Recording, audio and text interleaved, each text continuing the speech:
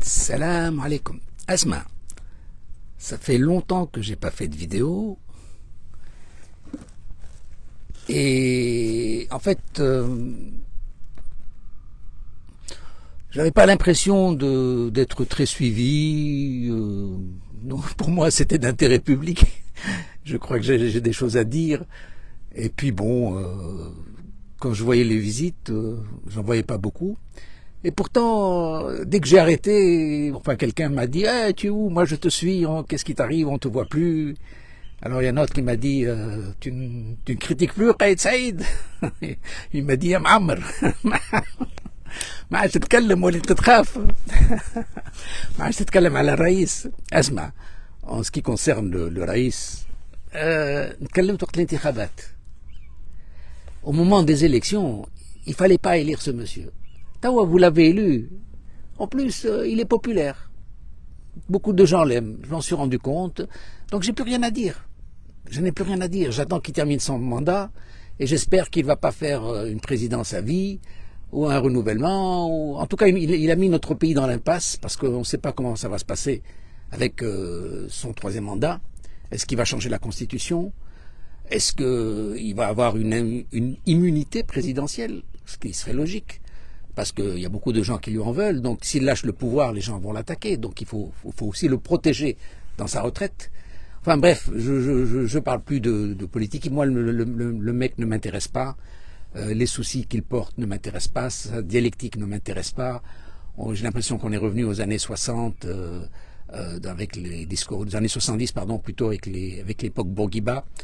Donc voilà, je parle pas de Kayed Saïd parce que ça ne sert à rien.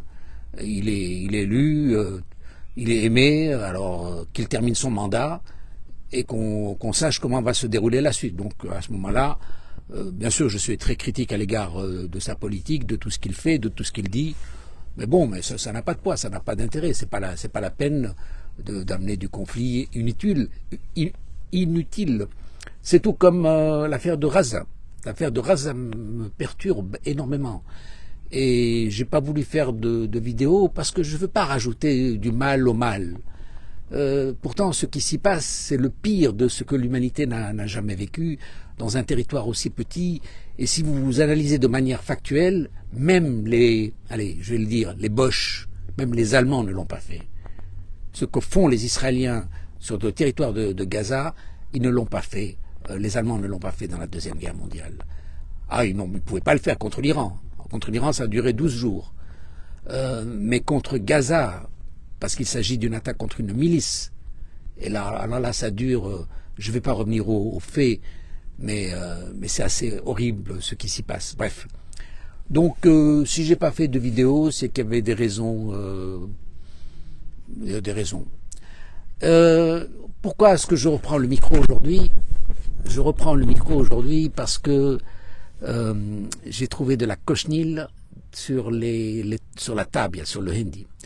La cochenille, je savais pas ce que c'était à vrai dire. Et donc c'est je sais même pas comment on la décrire. C'est une mousse blanche qui se pose sur les figues et qui vous détruit toute la table, tout l'arbre. Et j'avais constaté cela sur la route quand j'étais venu sur la route de Kérouan. J'avais constaté que toutes les tabias de Hindi, c'est-à-dire que tous les arbres, les figuiers de Barbarie, étaient brûlés, abîmés. J'avais pas compris. J'ai dit, qu'est-ce qui se passe? Cette beauté, cette richesse ancestrale. Les tabias de Hindi ont des centaines d'années. Elles datent de l'époque romaine. Elles dressaient les routes, elles dressaient les paysages. Et là, elles étaient toutes brûlées. Mon Dieu, c'était un cauchemar. Et puis, un internaute m'a rappelé, il m'a dit, oui, mais t'es pas au courant, monsieur, c'est qu'il y a la cochenille. Ah, c'est quoi cette cochenille? Effectivement, c'est une maladie qui frappe les arbres et qui a tout ravagé. Et à Djerba, je croyais qu'on était encore préservé, puisqu'on est on est une île, il y a la mer. Ah, ça y est, rien du tout. Aujourd'hui, j'ai découvert, je l'ai pas vu il y a 2 jours, et en très peu de temps, toute ma table a été très abîmée. Donc j'essaie de créer un médicament local. J'ai pris le Standy de Belgique, là c'est un truc un produit de nettoyage. J'ai rajouté de l'alcool blanc, j'ai dilué avec de l'eau Et j'essayais, parce que bon, je fais des remèdes à ma manière, parce que sinon il va falloir la couper. J'ai déjà coupé beaucoup et la brûler, parce que la cochenille, je ne sais pas, mais c'est peut-être dangereux. Ça. Ici, on a des oliviers, on a des palmiers. Est-ce que la cochenille va toucher les palmiers? Est-ce qu'elle va toucher les oliviers? Je crois que c'est très très grave. Et voilà. Donc c'est surtout cette découverte qui m'a poussé à vouloir parler. Parce que mes mots à moi sont les mots de mon île, sont les mots de mon pays, sont les mots de ma culture, de mon identité, de l'humanité. Donc c'est pas quelque chose de personnel. Et vous savez que j'ai décidé que pour ma retraite, j'engageais un nouveau pan de vie, c'est celui de paysan, parce que j'ai la chance d'avoir un héritage familial, la terre de mes grands-parents, que mon père n'a jamais voulu vendre, ni morceler. Et donc nous avons, enfin morcelé, on l'a partagé en deux avec mon oncle, mais bon, c'est encore une ferme, et c'est bien. Mais c'est une ferme agricole dans laquelle on a des figuiers, des romaines, des oliviers, enfin bref, des arbres fruitiers, mais surtout de la beauté, du calme, de l'harmonie, voilà. Et donc, en arrivant à l'âge de retraite, je me suis dit, ce serait bien de revenir à ce mode de vie paysan, proche de la nature, calme. Mais je me rends compte que c'est un monde quand même difficile quand vous voyez ce mot. D'abord, il n'y a pas de rentabilité, il n'y a pas d'argent, il y a un esprit qui est très différent. Par exemple, Djerba était une île de fermiers, c'est une île de paysans. Quand on vous parle de Houeche, de Djerba, chaque houche est une ferme agricole. Et malheureusement, les Djerbiens sont partis dans le morcellement. Or, dans la tradition, il y avait ce qu'on appelait le droit d'aînesse, qui existait aussi en France. Le droit d'aînesse, c'est l'aîné qui prend la terre, et le deuxième qui travaille dans le commerce, et le troisième dans autre chose. Et en fait, c'est un côté rationnel. C'est pas égoïste, c'est rationnel. C'est rationnel d'un point de vue productivité. Quand vous avez une terre unie, il y a une meilleure productivité et il faut préserver cette productivité. Vous savez que la révolution anglaise, la révolution britannique, a commencé par comment on appelle, j'ai oublié le nom, Enclosure Act, oui. C'est-à-dire qu'il a fallu enlever les séparations entre les petites fermes et les autres propriétés pour faire des grandes fermes et favoriser la productivité. Donc c'est la réunion des sols qui a permis une meilleure productivité. Et donc dans ce rationalisme, nous les Djerbiens, on avait ce qu'on appelle le droit d'aînesse. Mais l'aînesse, mais c'est pas pour lui, c'est juste pour tenir comment dire, l'ancre familiale. C'est ça qui est important. Mais c'est un lieu de retour. Malheureusement, les nouvelles générations n'ont pas compris cet esprit et ils se sont mis à morceler, à partager. Et c'est déjà pas rentable. Alors quand vous partagez, et donc les néo-djerbiens, ils ont compris qu'un olivier n'avait pas de rentabilité, que le sol qui porte l'olivier a plus de rentabilité que l'olivier, et donc ils détruisent les arbres, ils construisent, ils abîment le paysage, et ils abîment le pays. Et donc le pays aujourd'hui, il n'y a que de la construction. Mais maintenant, quand vous voyez cette fameuse cochenille, vous avez déjà abattu les palmiers, vous avez abattu les oliviers.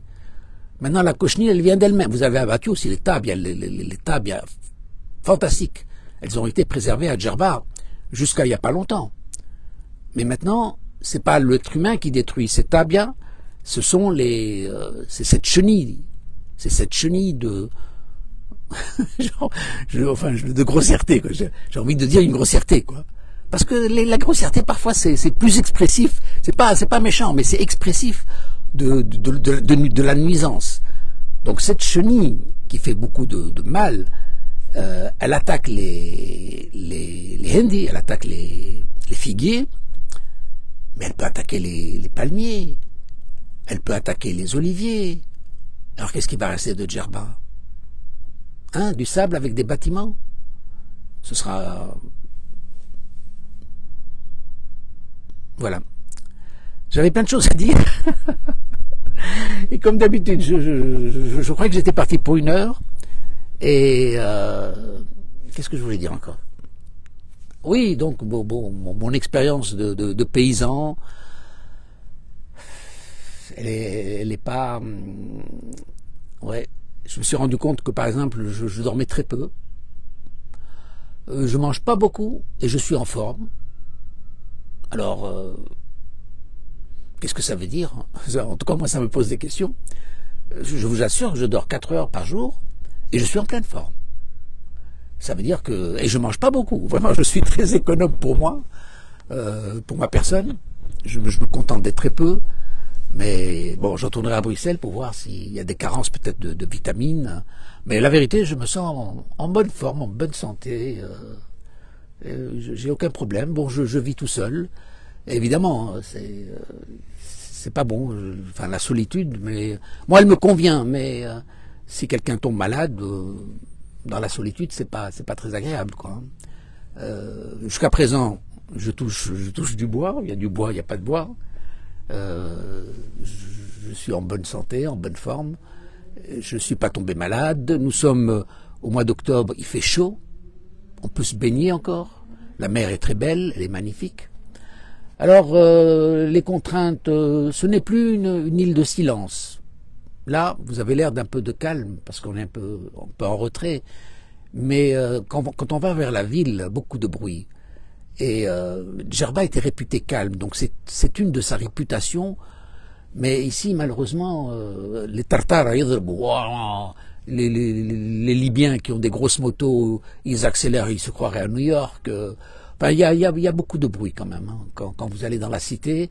Donc Djerba est en train de perdre son capital. Son capital, je vous dis, naturel, qui était composé d'oliviers, de fermes, de palmiers, de diversité biologique. Maintenant, la chenille, elle est en train de nous causer des dégâts, et il faut vraiment prendre le sujet très au sérieux, parce que j'imagine que ça va ravager les derniers arbres, ça va ravager les oliviers. Les oliviers aussi, c'est une catastrophe. Le président met l'huile d'olive à 12 dinars le litre. Mais est-ce qu'il connaît le travail de l'olivier? Comment dire, on stresse toute l'année. Il y a le labour, il y a la cultivation, il y a la récolte, il y a la séparation, il y a le transport, il y a tout un esprit, il y a une main d'œuvre. Et le président, il voudrait vous mettre l'huile à 12 dinars, prix public. 12 dinars, vous savez combien ça fait? Ça fait 4 euros. 4 euros prix public, je veux dire, ça c'est un prix export. Ça c'est exprimé sur des centaines de tonnes. Mais pas prix client, c'est pas possible ça. À quel prix l'agriculteur va-t-il vendre? Puis maintenant il s'en fout. Un olivier ne rapporte rien, il a plus ce n'est plus l'arbre saint, l'arbre roi, l'arbre béni, l'arbre de liberté, c'est fini. Gata ou el dinomo, et construis une hutte, et tu loutes la hutte, voilà ce qu'il faut faire. Non, donc on est en train de bafouer, le naturel revient au galop, on est en train de détruire enfin bon, bref. Voilà, on est dans l'autodestruction. Alors une anecdote, j'ai pris un ouvrier, et je lui ai donné un travail à faire, et puis j'ai dit bon écoute, tu le fais à ton aise, moi je te donne une certaine somme, puisqu'il m'a dit je le fais pour une certaine somme. Moi je travaille pas comme ça d'habitude, hein. Moi un ouvrier je le prends 7 heures du matin jusqu'à 3 heures, on mange ensemble, on travaille ensemble, je vais le chercher, je le ramène, j'ai une relation de camaraderie, de surveillance, et on a un bon contact parce que le travail c'est un plaisir. Voilà, c'est comme ça que je travaille. Mais celui-là, il m'a dit non, je vais te faire le travail, il faut pas me reprocher de faire une cigarette, ou si un jour je viens tard, ou si un jour je viens tôt. J'ai dit ok, il me dit on fait une wafqa. J'ai dit wafqa, c'est-à-dire un accord. Il m'a dit voilà, pour 1000 dinars, je fais le travail. J'ai dit ok, ça va. 1000 dinars, ça paraît un peu beaucoup, mais bon, allez, c'est pas grave. Hein. C'est pas grave, il est dans le besoin. Et moi, je trouve quelqu'un qui soit correct, c'est important pour moi. Alors, il termine le travail, et puis je m'apprête à lui donner un nouveau travail. Alors il faut commander la pierre, il faut commander le ciment encore, il faut commander le sable. Et puis je lui dis, bon écoute, je te dois 200 dinars, je te les donnerai dans 2 jours. C'est-à-dire que quand tu commenceras le nouveau chantier, moi je dis, oh non, il faut me payer tout de suite. يعني يسخر روحه وحلني على خاطر جاب الحجر، فهمت؟ جبت الحجر والسيمان، يسخر لي باش نوحل. مالا قال لي اسمع، ما كان هكا انا ما عادش نخدم معاك، ما توافقناش هكا. قلت له اوكي سي بون laisse tomber. قلت له c'est pas la peine, on stoppe, on fait pas le deuxième chantier. Alors du coup, ouais, on peut trouver un arrangement, non, laisse tomber. Quand on part sur de mauvaises bases, c'est pas la peine. Donc, alors ensuite, j'ai parlé de cette histoire avec un ami à moi ce matin. قال لي يا كريم ما تقدمش العرب. ما تقدمش يعني te casse pas la tête. ما تقدمش راهو. عندهم عقلية راهو. يا خويا شو نقول لك أنا ما نكذبش عليكم توا. أنتوا برشا عنصريين.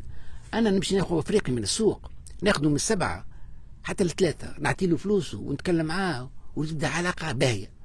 أما العربي يتحكم فيك. يقول لك لا نعمل لك الخدمة ونعمل لك هكا وما تفهمناش هكا وما تفهمناش. مش مسألة ما تفهمناش هكا، أنا نحب حاجة باهية. معناتها إذا ما كملتهاش يا خويا سيدي كملها لي كيما نحبها بالباهي، فهمت؟ مش تقول لي ما تفهمناش هكا، شو ما تفهمناش هكا، أنا نحب حاجة باهية في الآخر. حسيلو. Donc voyez que la vie, le rapport professionnel, le rapport du travail, de la dormance, on dort pas bien, voilà, donc il y a plein de choses comme ça qui sont... Voilà. Bon, allez, je vous ai un peu parlé de la Tunisie, et je vous répète encore une chose que j'ai dit, c'est que mes mots sont les mots de mon pays, hein, d'accord? Et les mots de mon pays sont ceux de l'humanité. Donc, je crois que en parler nous permet aussi de nous améliorer, de réduire nos avidités, de savoir être positif. C'est très important, cet esprit plus, hein, cet esprit positif. Vous voyez, c'est bon, hein, c'est bon pour le moral, c'est bon pour la vie, c'est bon pour l'esprit, c'est bon pour l'économie, et voilà. Bon, je pense que je vais m'arrêter là, et je vous dis à une autre fois. Et si vous voulez que... Enfin, si vous voulez, j'ai rien à vous demander, mais les encouragements, vous savez, quand je vois des encouragements, ça me dispose à faire des vidéos. Mais quand j'ai pas de communication, donc j'ai l'impression qu'il n'y a pas d'intérêt. C'est comme je vous disais il y a cet ami qui est venu et qui m'a dit « Ah, on ne te voit plus sur Facebook, qu'est-ce qui se passe ?» Après, il a rajouté la dernière « Tu as eu peur du président, tu n'y es plus... » Non, j'ai pas peur, mais écoutez, la critique, elle doit être productrice. Si elle ne l'est pas, c'est pas nécessaire. Et là, à quoi ça sert que je dénonce ou que je critique un personnage qui est là? Que vous voulez que je fasse la révolution? Non, je ne veux pas faire la révolution. Il est là pour son mandat, qui termine son mandat. Maintenant, par contre, on doit réfléchir à la suite. Et je veux dire, même si je ne l'aime pas, ce monsieur, je ne voudrais pas qu'il se représente une 3e fois, mais je voudrais que sa sécurité soit assurée. Et si jamais il a été un mauvais gestionnaire, c'est la faute des Tunisiens. C'est ça qu'il faut vous dire. Vous avez mal voté, et vous êtes tombé dans le panneau de la propagande, mais ça vous regarde vous, hein. Et même aujourd'hui, si jamais je critiquais notre président, les gens seraient fâchés, vous voyez. Donc ça c'est culturel. On ne critique pas son aîné, on ne critique pas son père, même s'il n'est pas bon. C'est une valeur culturelle musulmane, en tout cas en Tunisie on l'a. Et donc c'est pas bien de critiquer. Voilà, allez, j'en dis pas plus. Ciao.